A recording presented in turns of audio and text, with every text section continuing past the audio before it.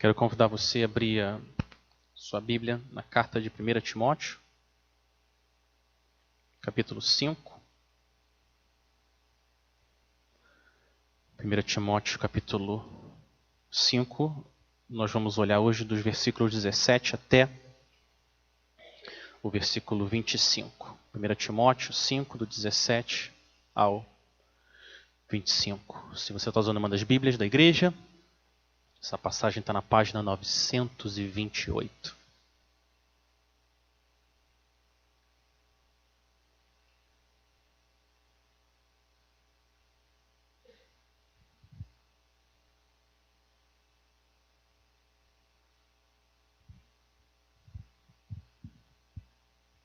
Primeira Timóteo, capítulo 5, a partir do versículo 17.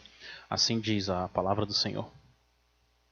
Os presbíteros que lideram bem a igreja são dignos de dupla honra, especialmente aqueles cujo trabalho é a pregação e o ensino. Pois a Escritura diz: não amordace o boi enquanto está debulhando o cereal. E o trabalhador merece o seu salário. Não aceite acusação contra um presbítero, se não for apoiada por 2 ou 3 testemunhas. Os que pecarem deverão ser repreendidos em público, para que os demais também temam. Eu o exorto solenemente diante de Deus, de Cristo Jesus e dos anjos eleitos, a que procure observar essas instruções sem parcialidade e não faça nada por favoritismo.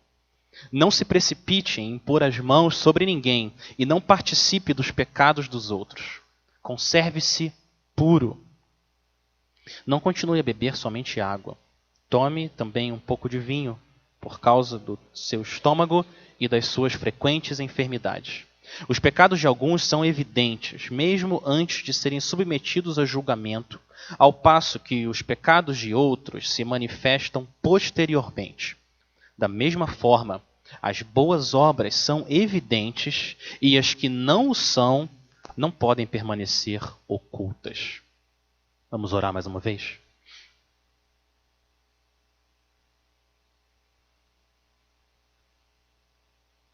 Senhor, nós queremos estar mais perto de Ti.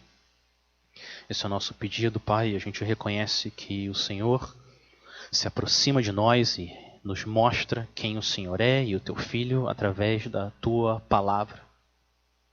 Nós queremos agora pedir então, Espírito Santo, que o Senhor revele a Tua sabedoria e glória e poder para que a gente possa amar mais o Senhor, amar mais a Tua igreja, amar mais a Tua palavra, amar mais a Tua glória e a gente viver mais e mais dedicados ao Senhor, Pai. A gente pede que o Senhor use agora a pregação das Escrituras para moldar o coração do Teu povo e trazer salvação e santidade.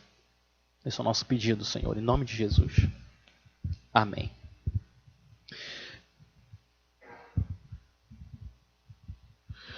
Essa passagem nos mostra como que nós devemos lidar com os líderes na igreja. E eu quero começar usando 2 exemplos de maneiras diferentes de como a gente pode lidar com a liderança, aqueles que estão em posição de autoridade. Eu quero usar um exemplo da Disney e um exemplo das Escrituras. Meu primeiro exemplo vem de um filme chamado Frozen. 2013 foi lançado esse filme de animação e foi um dos maiores sucessos de bilheteria da história do cinema. E nesse filme, a música que ficou mais famosa se chama Livre Estou. Então a Elsa, uma menina que tem poderes, superpoderes, ela cria tudo com gelo, ela foge de casa e se isola para poder ser quem ela é, quem ela quer ser e fazer o que ela quer fazer. E ela canta essa música, eu quero ler um trecho para vocês. A música diz: livre estou, eu não posso mais segurar. Livre estou, vire as costas e bata a porta. Eu não me importo com o que eles vão dizer, deixa a tempestade vir. É hora de ver o que eu posso fazer. Testar os limites e as barreiras romper. Não há certo nem errado. Não há regras para mim. Livre eu estou. Essa música se tornou um sucesso enorme, super popular. Elsa, essa menina que canta, ela via liberdade, então se isolando e não tendo nenhuma figura de liderança em cima dela.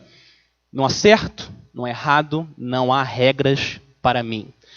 Nem tudo que o filme mostra é ruim e errado, mas essa música tem uma visão negativa do que é autoridade e liderança. Essa música coloca uma ideia que é exatamente a mesma mentira que Adão e Eva ouviram da serpente e acreditaram. A serpente disse que se você não se colocar debaixo da autoridade de Deus, aí você vai ser livre de verdade. Você vai ser livre como Deus. É exatamente a mesma mentira. E dependendo da sua experiência, como você cresceu na sua casa, ou a experiência que você teve em igrejas, ou no trabalho, se você teve debaixo de pais que foram abusivos, ou pastores, ou professores, você também pode acabar tendo uma visão muito negativa do que é a liderança e do que é exercer a autoridade, se esse é o seu caso. Isso é compreensível. Mas nossas experiências passadas, se a gente está em Cristo, elas não escravizam a gente. Pela palavra de Deus, a gente pode ter a nossa mente renovada e ter uma visão mais positiva do que é liderança e do que é autoridade. Deus reconhece na sua palavra que muitas pessoas abusam da sua posição de autoridade. Mas ao mesmo tempo, Ele nos mostra também a bênção que é quando os líderes exercem a sua função debaixo do temor do Senhor.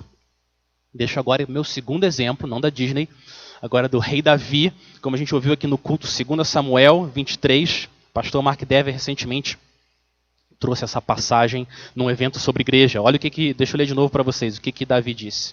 2 Samuel 23.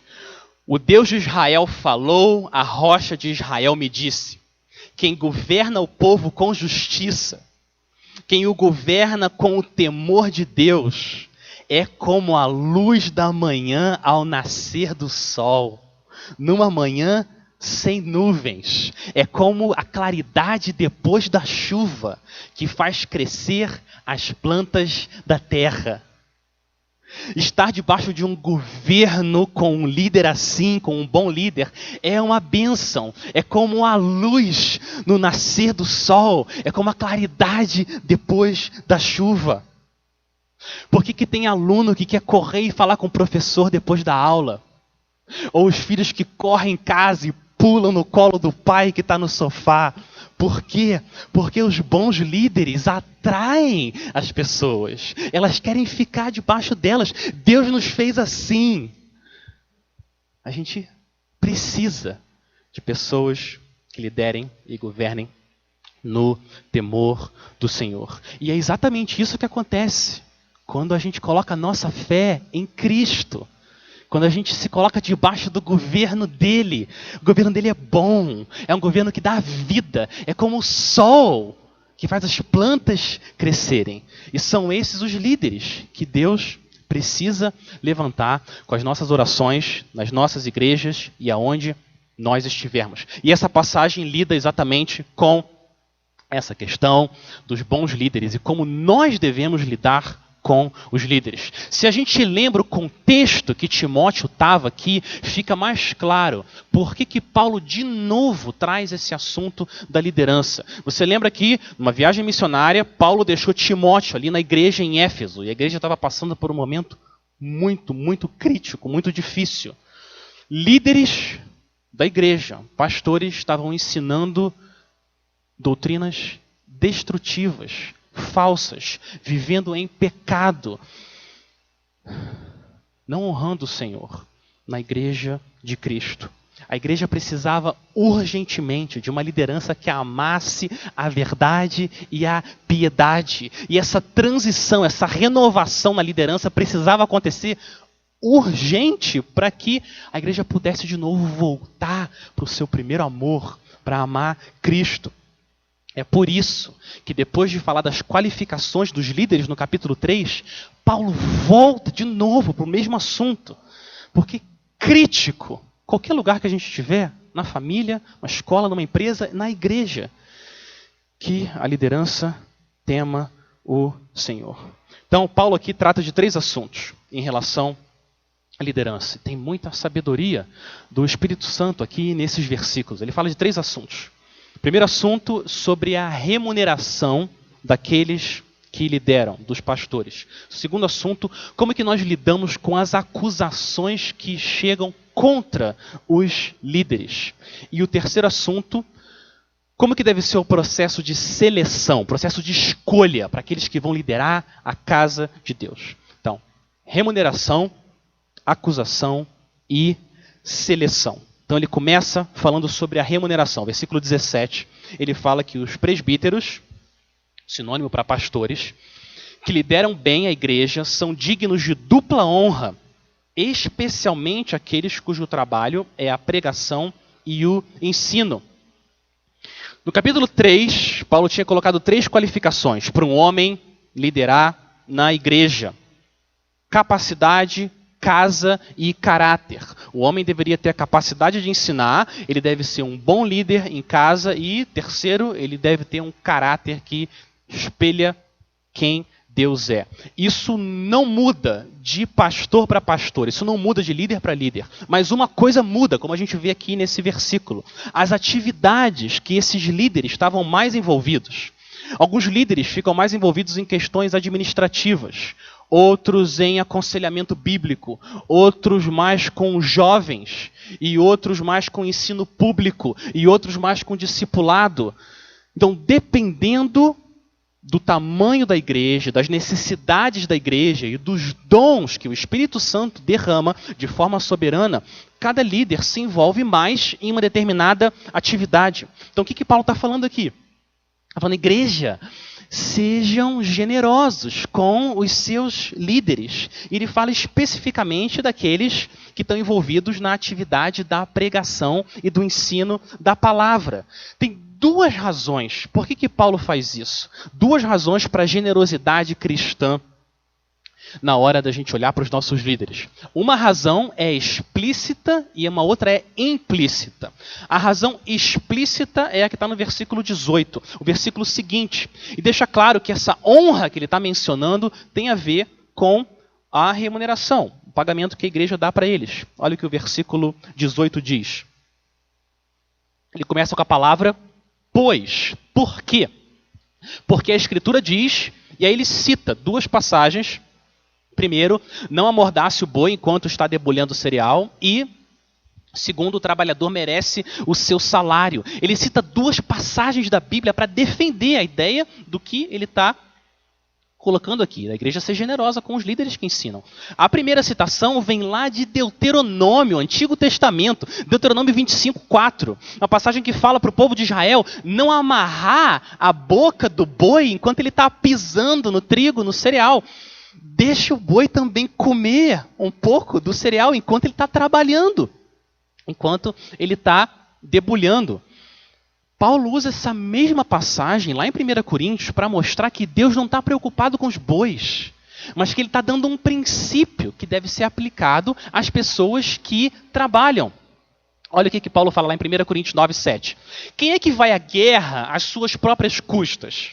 Quem planta uma vinha e não come do seu fruto? Ou quem apacenta um rebanho e não se alimenta do leite do rebanho? Então, é verdade que Paulo, algumas vezes, ele decidiu construir tendas como uma estratégia missionária, para ninguém ter o que acusar ele de que ele estava lá pregando só por causa de dinheiro. Paulo usou essa estratégia missionária. Mas a intenção dele, o desejo dele das Escrituras, é que a igreja seja generosa com os líderes, para que eles possam se dedicar a ensinar a palavra do Senhor. Então o que Paulo fez era evitar o perigo, quando ele construía tendas, evitar o perigo da palavra do Senhor ser difamada e as pessoas não escutarem o que ele está pregando por causa de acusações falsas. O que acontecia na época acontece hoje também. Muitas pessoas, infelizmente, usam a religião como uma fonte de dinheiro. Mas é lícito e bom que a igreja sustente os seus líderes. Esse deve ser o nosso desejo diante do Senhor. A segunda citação que ele dá, no versículo 18, é uma citação que vem do Novo Testamento. E quem que disse essa frase? O trabalhador é digno, merece o seu salário. Foi o próprio Senhor Jesus. Olha isso, Paulo pega uma passagem que Jesus falou e coloca lado a lado com as Escrituras para mostrar que aqueles que trabalham, eles merecem receber do que eles estão envolvidos, daquele trabalho que eles estão envolvidos. Essa é a razão explícita aqui. As próprias Escrituras mostram que não tem nada de errado em isso acontecer. Mas existe uma razão implícita que dá ainda mais força para essa razão explícita. Uma razão que não está aqui, mas ela está em toda a Bíblia. E a razão é a seguinte: Deus cria e sustenta a fé do seu povo através da pregação e do ensino da palavra. Essa é a razão mais importante para esses líderes se dedicarem. A maior necessidade da igreja e do mundo é ouvir o que Deus falou. Martyn Lloyd-Jones, um dos maiores pregadores do século passado, ele escreveu um livro chamado Pregação e Pregadores. Olha como ele começa esse livro. Ele começa explicando por que ele escreveu o livro. Ele fala o seguinte, abre aspas, a minha razão, ele fala para escrever o livro, é que a obra da pregação é a mais elevada, a maior e a mais gloriosa vocação para a qual alguém pode ser chamado. Se alguém quer conhecer outra razão, eu diria, sem hesitação, que a mais urgente necessidade da igreja cristã na atualidade é a pregação autêntica.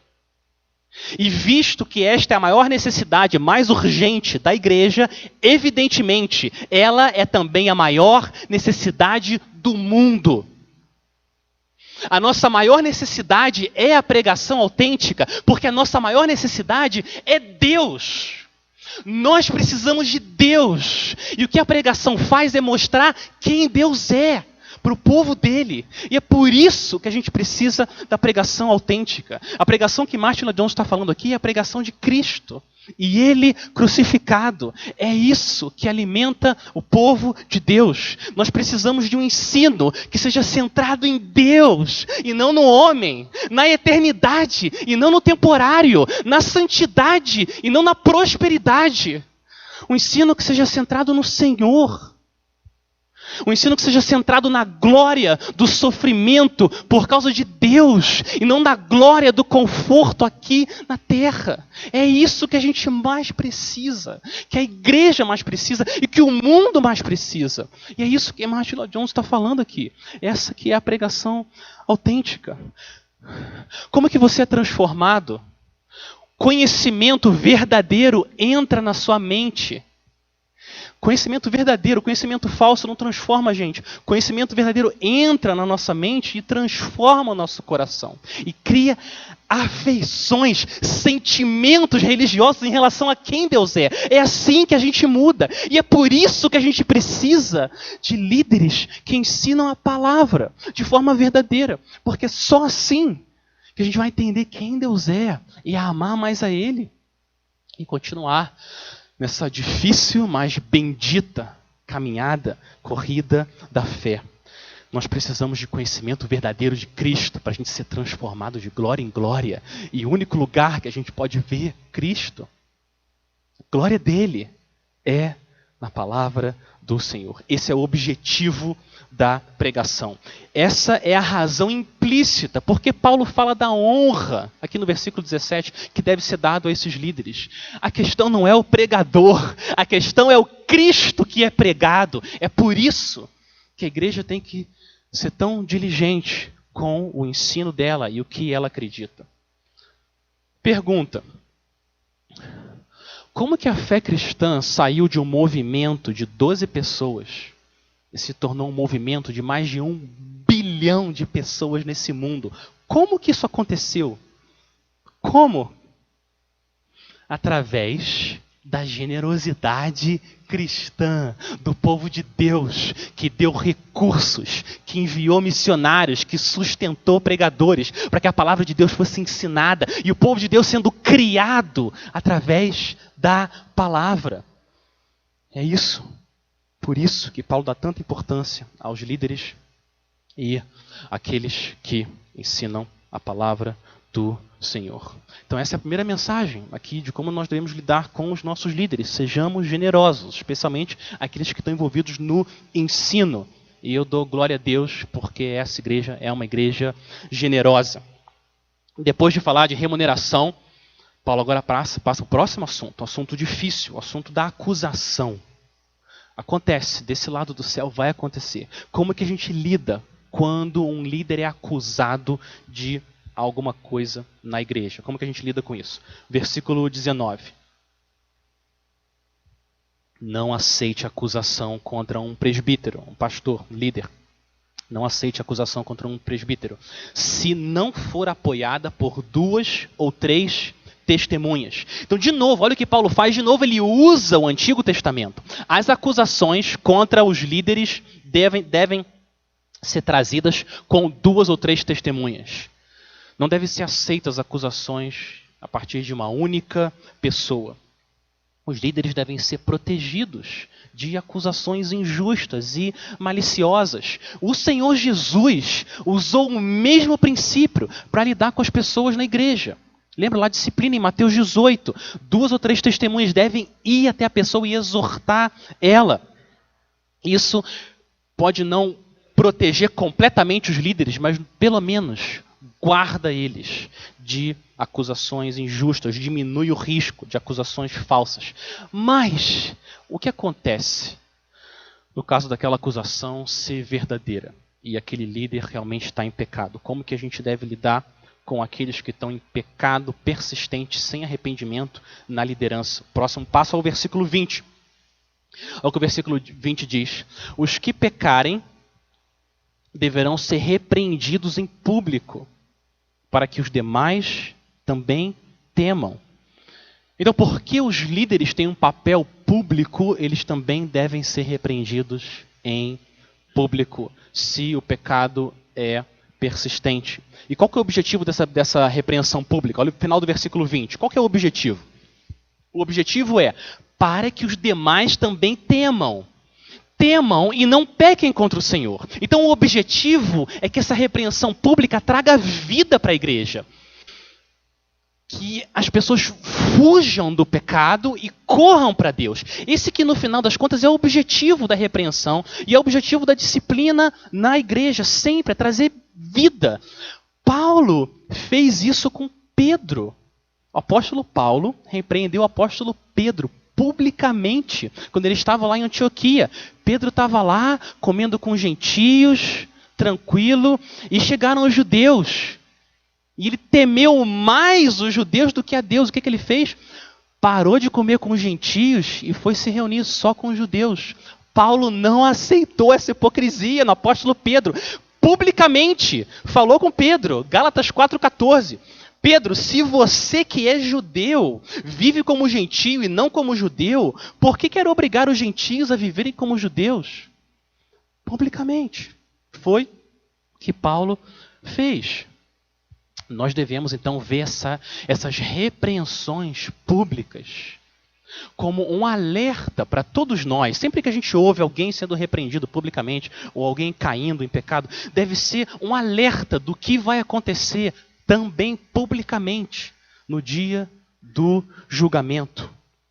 Quando Jesus voltar para julgar o segredo de todos os homens.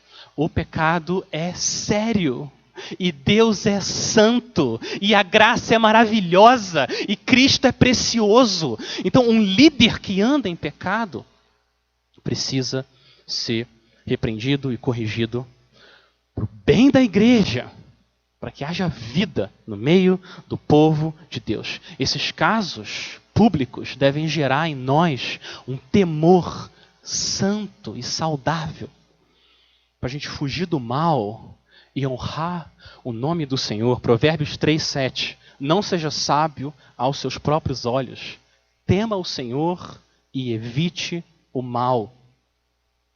Essa é uma questão tão importante, que Paulo toma Timóteo pela mão e leva ele até a corte celestial. Olha o que ele faz, o versículo 21. Diante da corte celestial, versículo 21. Eu o exorto solenemente diante de Deus, de Cristo Jesus e dos anjos eleitos, a que procure observar essas instruções sem parcialidade e não faça nada por favoritismo. A questão da remuneração e acusação deve ser lidada de uma forma justa, sem favoritismo. Porque parcialidade e favoritismo são manifestações de injustiça. E Deus é justo. E a gente glorifica a Deus quando a gente age com justiça. Dirigir a igreja com favoritismo é a mesma coisa que dirigir uma estrada em dia de neblina. Cega a gente para o que está diante de nós. É perigoso. Isso não é saudável. Mesmo que tenha um líder que seja simpático, está bem com todo mundo, mas se fica claro que ele está preso nas garras da pornografia, ele precisa ser afastado. Um líder, não importa a conta bancária dele, ou se ele é da família dos fundadores da igreja, se ele está desqualificado, de acordo com o capítulo 3 de Timóteo, por amor a Cristo e a igreja, ele precisa ser afastado. É isso que Paulo está dizendo aqui, Timóteo, não seja parcial, não use de favoritismo, não faça isso. Usar conexões de relacionamento para colocar uma pessoa não qualificada numa posição de liderança é colocar a preciosa noiva de Cristo numa situação de perigo. Isso não pode ser feito, isso não se faz. Favoritismo é um tipo de politicagem na igreja que desonra o Senhor, desonra o Espírito Santo. Muito melhor do que fazer isso, muito melhor, é a gente orar, estudar a Bíblia. Opa, mais uma borboleta de Satanás querendo impedir a pregação do Senhor. Afasta de nós, borboleta maldita.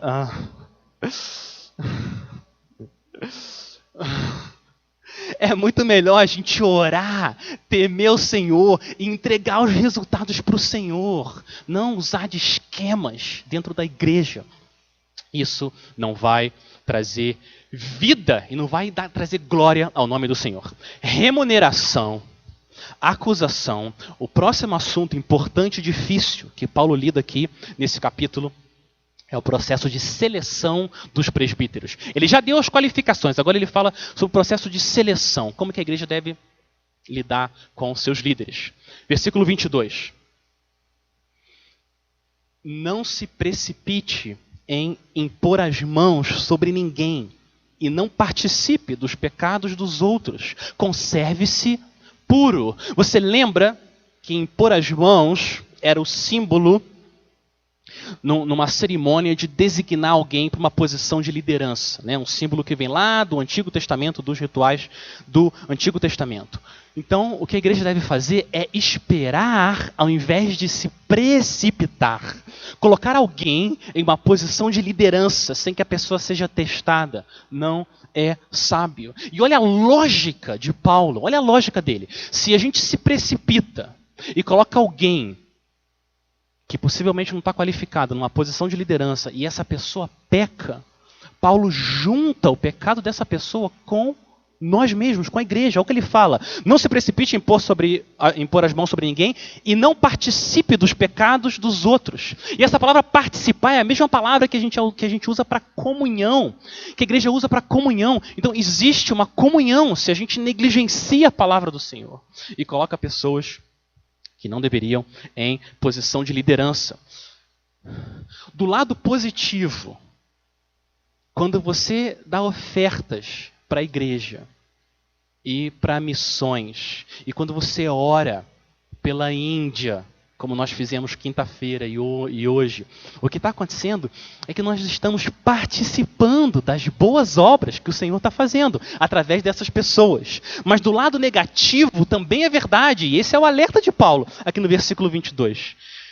se a gente não segue claramente o que o Senhor coloca diante de nós e coloca líderes que depois caem, nos tornamos participantes dos pecados deles. Essa mesma lógica João também usou para encorajar a igreja a não receber em casa, na casa deles, aqueles que pregavam uma doutrina falsa.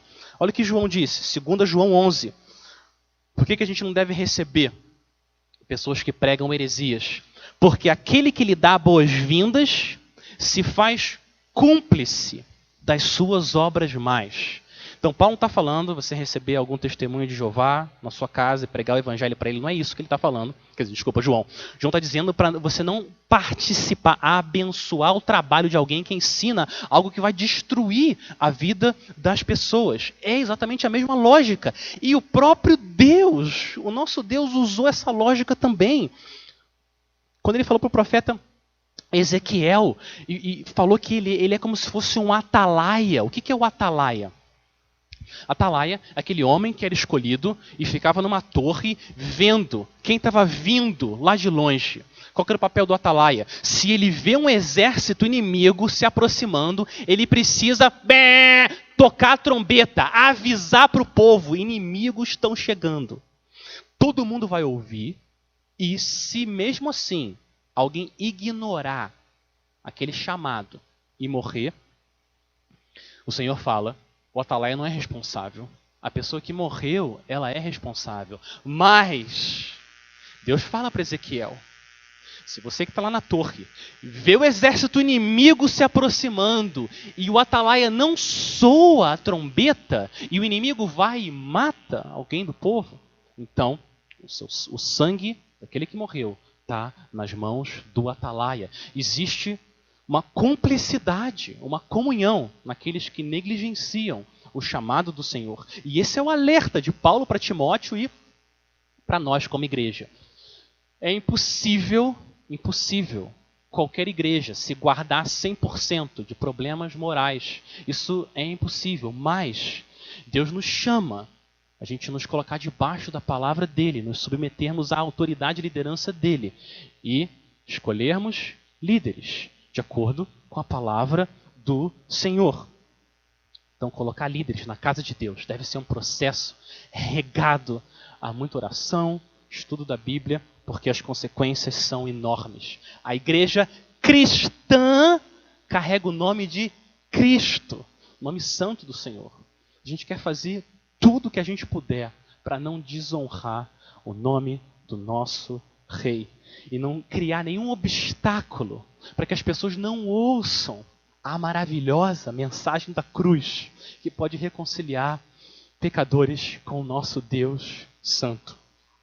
Agora, antes de continuar a falar sobre a seleção de presbíteros, Paulo parece que ele muda o assunto. Ele faz um comentário pessoal para Timóteo, que deixa algumas pessoas desconfortáveis. Olha o que Paulo fala para Timóteo no versículo 23. Não continue a beber somente água, tome também um pouco de vinho, por causa do seu estômago e das suas frequentes enfermidades. Então, a Bíblia, por um lado, é verdade, não condena completamente o uso de álcool, mas a gente precisa lembrar claramente que a Bíblia condena o alcoolismo. 1 Coríntios, de novo, Paulo diz que, numa lista enorme, ele diz que os avarentos, os maledicentes, os alcoólatras não herdarão o reino de Deus. Então as escrituras veem o alcoolismo como um nível de escravidão tal ao pecado que revela que a pessoa não nasceu de novo. Então isso a gente precisa ter muito claro. O alcoolismo é terrível, pecaminoso aos olhos de Deus e causa uma destruição enorme na família e nesse mundo. 1 Timóteo, capítulo 3, uma das qualificações que Deus deu para os líderes, qual que é? Homens que não sejam apegados ao vinho. Mas também é verdade que na Bíblia, muitas vezes, o vinho é visto como algo positivo e bom. Dá um exemplo. 2. Salmo 104:15. Fala, o vinho que alegra o coração do homem, o azeite que lhe faz brilhar o rosto e o pão que sustenta o seu vigor. O vinho era parte da dieta de muitos povos. Antigamente, Jesus, o nosso Senhor, ele tomou vinho, comeu pão com seus discípulos na ceia. E olha o que Jesus disse para eles no final, Mateus 26, 29. O Senhor Jesus disse: eu digo que, de agora em diante, não beberei deste fruto da videira até aquele dia em que beberei o vinho novo com vocês no reino de meu Pai. Jesus está dizendo que ele vai tomar vinho novo, de novo com o seu povo, naquele dia bendito, quando ele vai finalmente receber a sua noiva pura, santa, para viver na presença dele para sempre. O que parece que está acontecendo aqui com Timóteo é que Timóteo tomou a decisão de se abster completamente do álcool, só beber água, porque alguns falsos mestres estavam abusando do vinho. Então Timóteo, essa é uma intenção boa, ele queria se afastar tanto da doutrina quanto do comportamento desses falsos mestres. Por isso que ele tomou essa decisão. Eu não vou mais colocar uma gota de álcool na minha boca, para a glória de Deus e para o bem da igreja. Então o desejo de Timóteo era bom, mas aí vem Paulo, seu pai espiritual, e diz para Timóteo: Timóteo, você não devia estar fazendo isso. Você não devia estar fazendo isso. E Paulo recomenda que ele tome vinho, por quê? Por causa do problema de estômago que ele tinha. Tanto judeus, gregos, romanos, todos esses povos viam no vinho um valor medicinal. A gente precisa lembrar que na época não tinha filtro de água nas casas, como a gente tem hoje. Muitas vezes a água não era tão limpa assim. Então o vinho podia ajudar muita gente a evitar se contaminar. Mas repara que Paulo não está falando para Timóteo tomar muito vinho. Ele é claro, tome um pouco de vinho. E Paulo também não está dizendo: Timóteo, agora você tem que começar a beber socialmente. Beba sempre, beba sem parar, aproveite a sua liberdade em Cristo. Também não é isso que Paulo está falando para Timóteo. O objetivo é medicinal. É por causa das dores de estômago, como ele fala, e das enfermidades de Timóteo. Timóteo tinha saúde muito debilitada. Agora você vê esse versículo aqui, parece que está meio solto.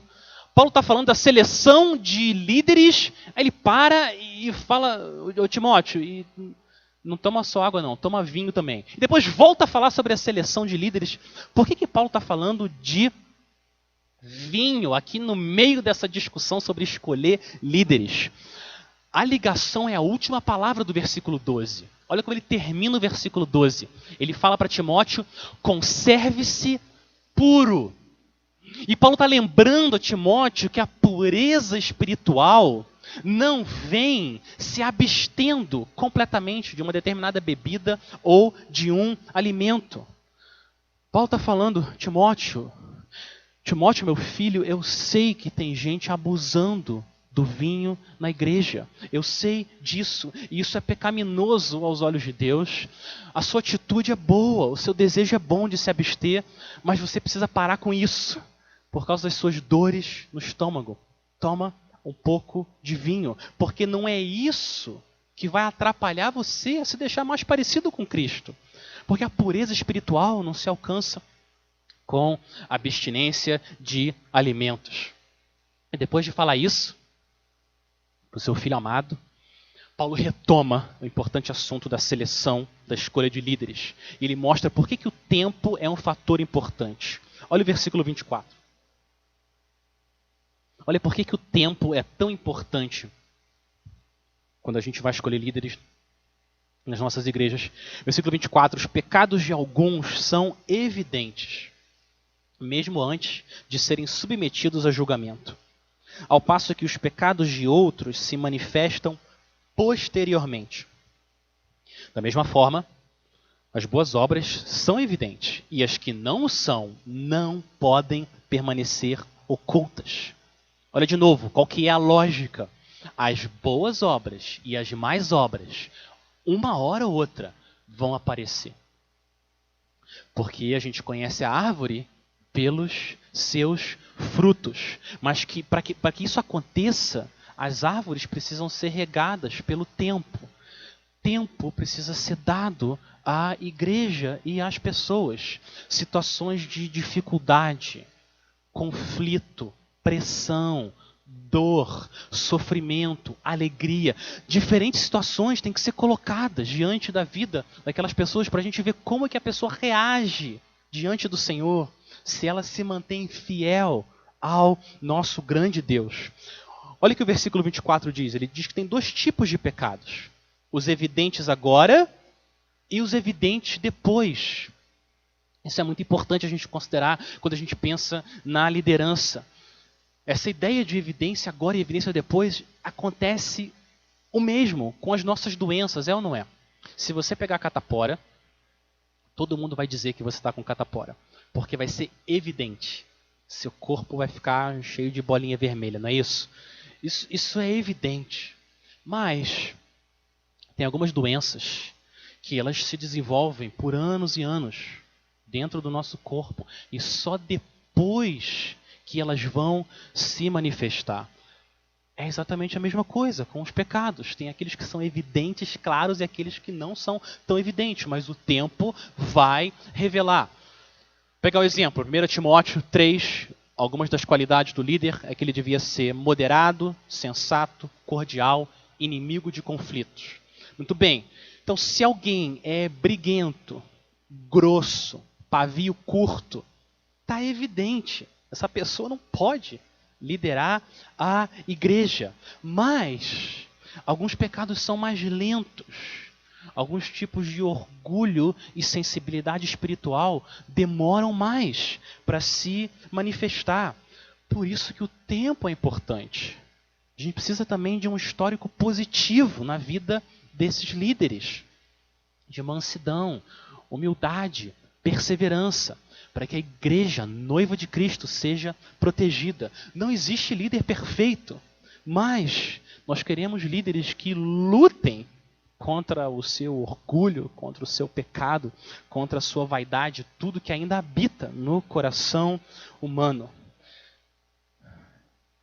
Igreja, a gente não deve ficar o tempo todo desconfiando das pessoas, desconfiando de todo mundo. Não é esse o espírito que Paulo está colocando aqui, não é essa a ideia. Mas, apesar da gente desejar sempre o melhor, esperar o melhor das pessoas, a gente precisa de tempo. A igreja precisa de tempo, é isso que Paulo está falando. A situação é terrível, urgente, ela precisa de uma nova liderança lá em Éfeso. Mas, Timóteo, calma. É melhor esperar do que se precipitar. A gente precisa de tempo para que o tempo escolha quem o Senhor está escolhendo para liderar o seu povo. Porque Deus age através da espera da igreja. Pensa no tempo como se fosse uma peneira. Uma peneira. Então, aqueles que ficam em cima da peneira, depois de sacudidos pela tribulação desse mundo, são aqueles que a igreja deve considerar para liderar o seu rebanho. Olha o versículo 25. Mesma lógica, mas agora do lado positivo. O que era verdade para o pecado também é verdade para as boas obras. Uma hora ou outra, elas vão aparecer. Tem as boas obras que são evidentes agora e tem as boas obras que são evidentes depois. A pessoa mais tímida, às vezes mais quieta, que não toma tanta iniciativa, com o tempo vai ficar claro também. Tem ali um homem de Deus, alguém que pode ser um líder, a abençoar a igreja. Com o tempo, isso vai acabar aparecendo. É isso que o Senhor está nos mostrando aqui. E se a igreja for paciente, buscar o Senhor em oração, deixar o Senhor trabalhar ao longo do tempo, ela vai colher frutos, bons líderes. E a igreja vai ser centrada em Cristo, na palavra de Deus, e andar em dependência do Espírito Santo. Povo de Deus, uma das escolhas mais importantes da igreja é a escolha dos seus líderes. O bom pastor nos deu um livro Ele nos deu um livro para que Ele possa nos guiar, para a gente escolher aqueles que vão nos guiar nos caminhos do Senhor e os nossos olhares para Cristo. Líderes que amam a palavra de Deus e amam o Deus da palavra. A Bíblia diz que eles são como o sol, que trazem vida para a igreja. Eles são usados pelo Senhor para iluminar as nossas mentes e aquecer os nossos corações por quem Cristo é para nós, para que a gente possa crescer na graça, no conhecimento do Senhor e dar fruto, que no final vão trazer glória a Deus. Então, sejamos generosos e sejamos cuidadosos com os nossos líderes. Assim, a nossa igreja glorifica ao Senhor, glorifica o nome de Cristo, até que Ele volte e lidere todo o seu povo nos novos céus e na nova terra. Todos nós podemos dizer e cantar: livre estou, mas a verdadeira liberdade está em a gente se submeter ao líder e Senhor Jesus.